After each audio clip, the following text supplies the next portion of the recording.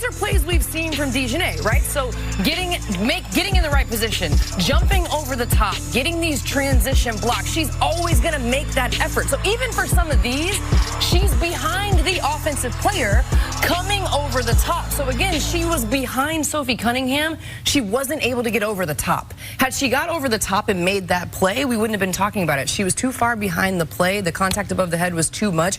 But that's what DeJohnay Carrington does. Yeah. Like, it's not, this wasn't to me, this wasn't because it was Sophie Cunningham making the layup. I'm glad that they rescinded it, because for that action being minimal, like a brush, yeah, this is what should have happened and the right thing happened.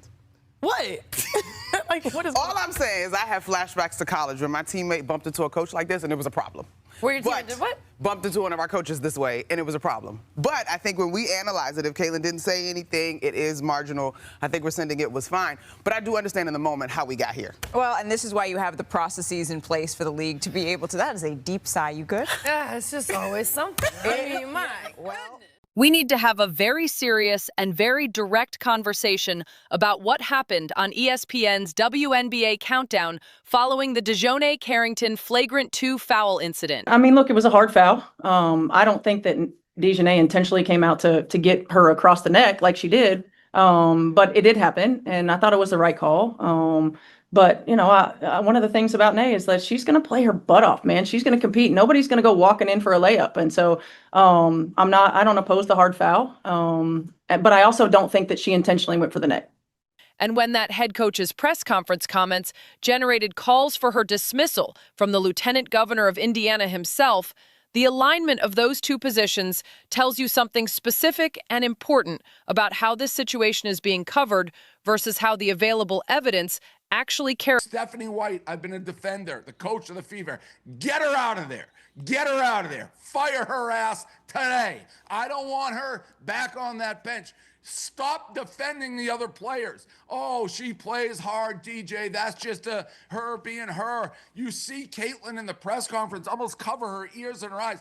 Defend your players. First of all, you're wrong. It was a dirty play and she's gone. But when do you ever see in like the NBA, a coach not defend their own players? She hasn't done it with Caitlin when Caitlin got punched in the throat. She didn't do it. I don't care if you agree with it or not. You're wrong, but it starts to make me think you care more about the overlying social issues and not pissing off other people in the league and saying men can play in the league because she's one of those players.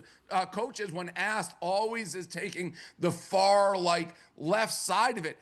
This isn't politics. Your player got assaulted. Defend your player in the press conference. Be like, yeah, that was a dirty play. She should have hit the showers.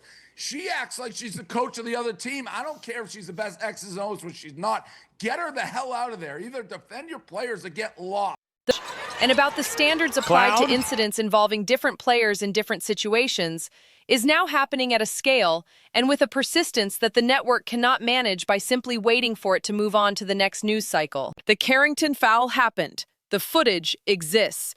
The pattern of prior incidents exists. The technical foul rescission happened.